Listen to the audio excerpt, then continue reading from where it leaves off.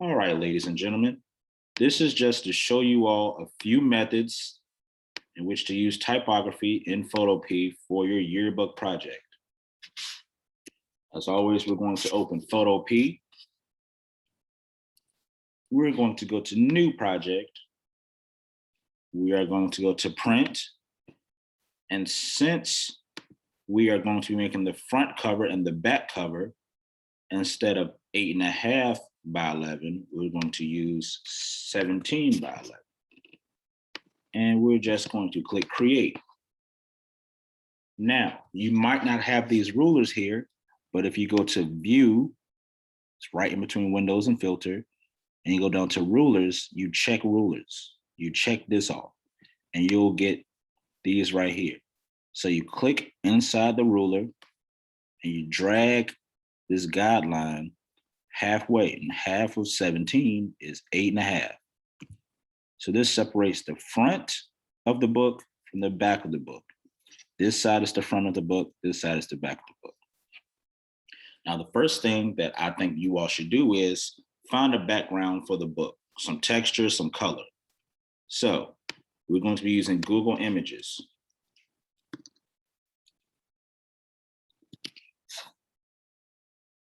All right. So here we are in Google Images. Now I want my book, you can have your book be blue or gold or black or silver. It's your yearbook. I want like a blue leather. So I'm going to choose a blue leather background. And you can use a blue gravel, blue metal, blue or gold, cardboard, or you can use fabric like silk, but I'm going to use a blue leather. And I'm going to make sure that my file is large. All right, so why not? I'm going to use this one. I'm going to right click. I did not right click, that was wrong. And copy my image. And just out of habit, I copy twice because sometimes they don't hear me what I'm saying. Then I got to do it twice. All right, so then I go to edit right here and I paste. Now notice this isn't big enough. So I'll go to edit, free transform. So now I can pull this and stretch it any way that I want. I'm just going to stretch it to the ends or go a little bit over. Oops, I rotated, sorry. All right, I'm just going to stretch it out.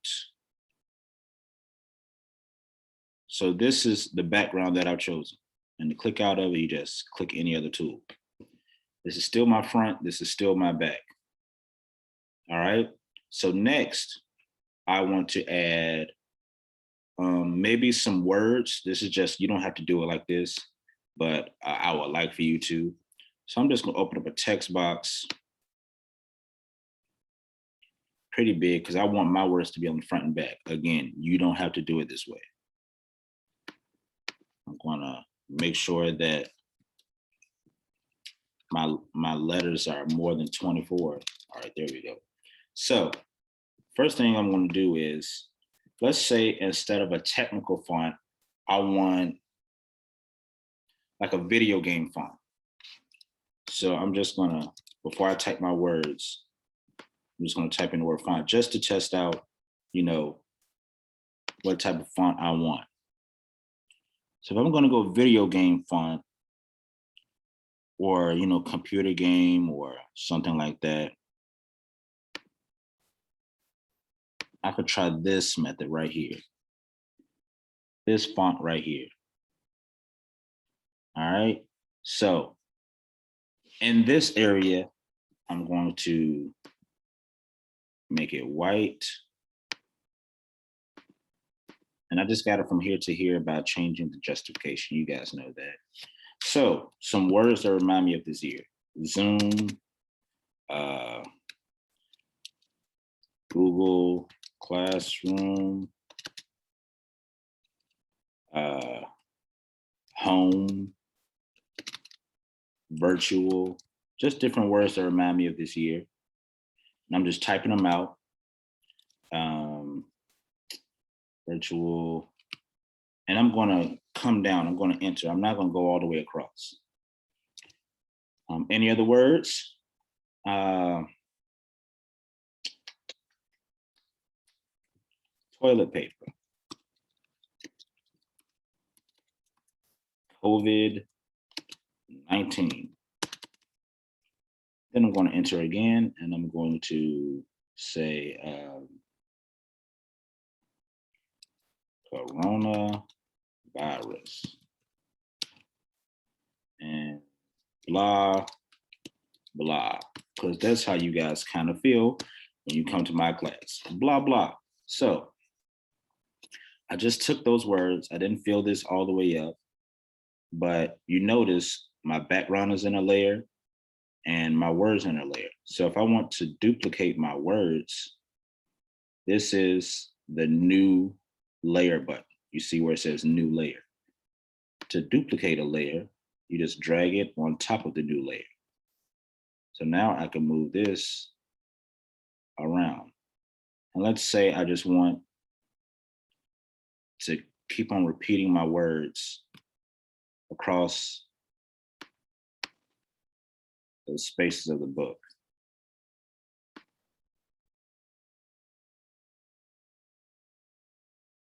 I just want to move them around. They can overlap or come off the page just to take up room.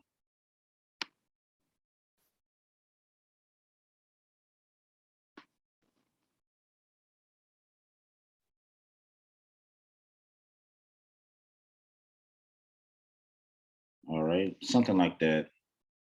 I'll probably do one more. Duplicate. All right, so I have all of these, and the way you can group them together is you click the bottom one, and you hold the shift key, and you click the top one. So all of those are selected. And you right click and you merge layers. So I just, come on, merge. All right, so now it's all in one layer. So, you know, you can move it around. You don't have to do it in this way, but this is just how you can get a whole bunch of text for your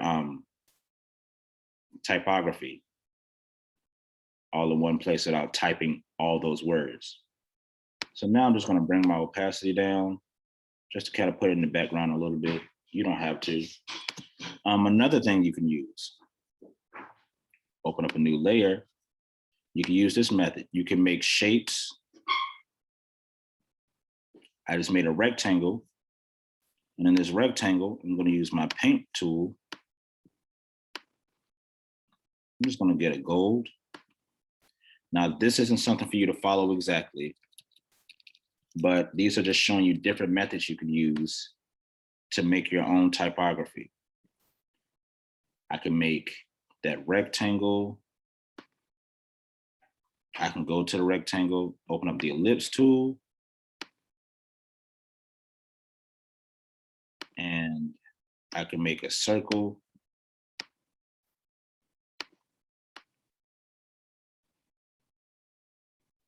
Now you might say to yourself, what am I going to use these for? I'm glad you asked. You want to do some text. Well, that wasn't good. Open up a text box, right over it. You can do phantoms. And of course, I'm going to choose a different font, but the shapes in the back give your font, it makes it pop. So here we go. Phantoms. I'm going to make this about 300. Nope, don't like that font. So I'm going to highlight it, choose a better one. And like I said, we're going video game / cartoon. It's kind of Fortnite-y, I guess, if that's a word. You could put it like here, or you could like have it dragging off like that. We put it up at the top, put it in the center.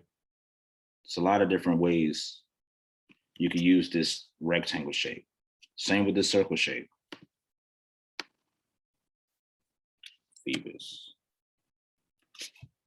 Let's say I use a different font.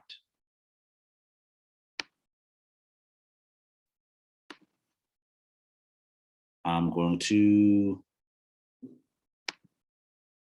use this one. Hold on.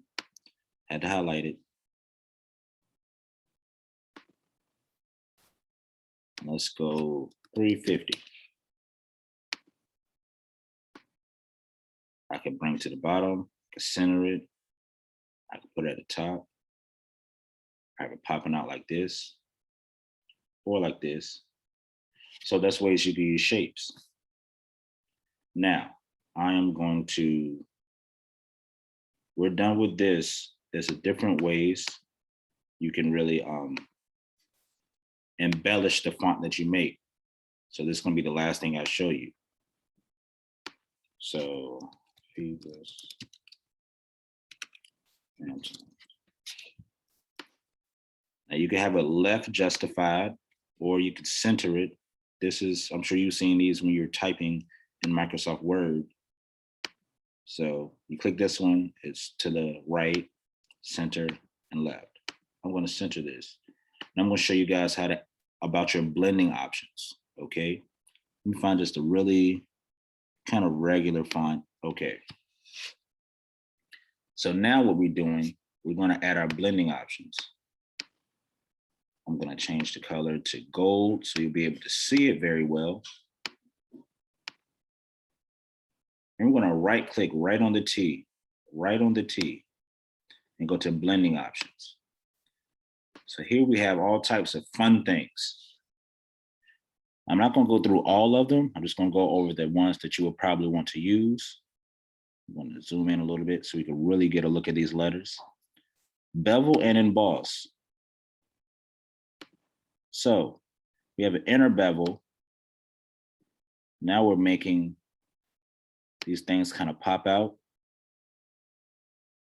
like 3D. You can see that. And you just play with the depth and the size so you can get that effect on your font. All right. That's bevel and emboss. That's inner bevel. Emboss has a different, it's kind of like it's stamped in. You could change the depth. I wouldn't mess with this too much because you guys don't have a lot of RAM to work with. But if you do decide to try it, there's an option. But as always, like you guys, Chromebooks don't really support you. We're gonna skip these. Outer glow. Outer glow is basically, we gotta go to normal. You choose what color you want to be around your picture, honestly. So I'm gonna go light blue so you guys can see the outer glow. And you spread it out by making your spread higher and your size higher. So this is like an outer glow, kind of like a halo. And you just go up and down on this scale right here for your outer glow. You can use whatever color you want right here, okay? And then the last one I'm going to show you is drop shadow. Drop shadow literally just puts a shadow, and it's usually starts out with black. You can fade it in and out how much you want. You change the angle of it. See right here? If I put the angle going this way, your shadow is going on this side. It's really making your light source. This way, the shadow's on this side. Go straight up and down, the shadow's under, all right? And then you can do distance. It's just the shadow of your letters. The further away you make your distance, the further it gets from the letters, all right?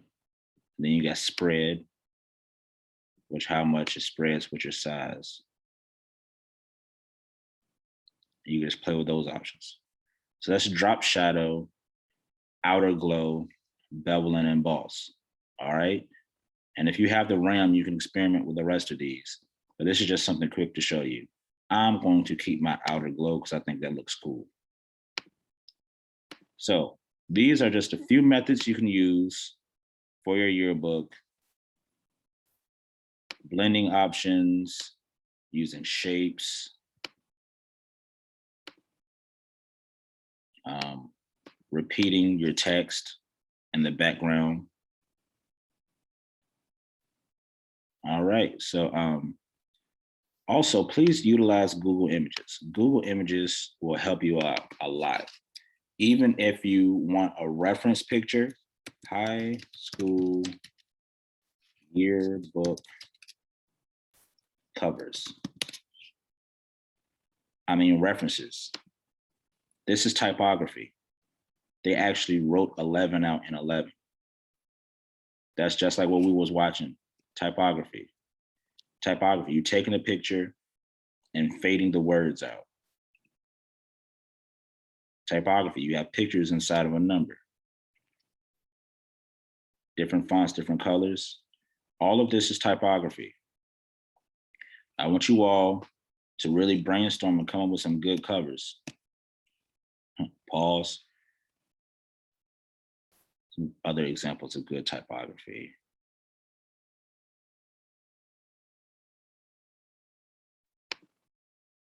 This is some really great art. See? A lot of creativity. Just giving you some examples. So, I hope you learned a few methods you can use during your project. I want you guys to get started so we can get done. And I thank you.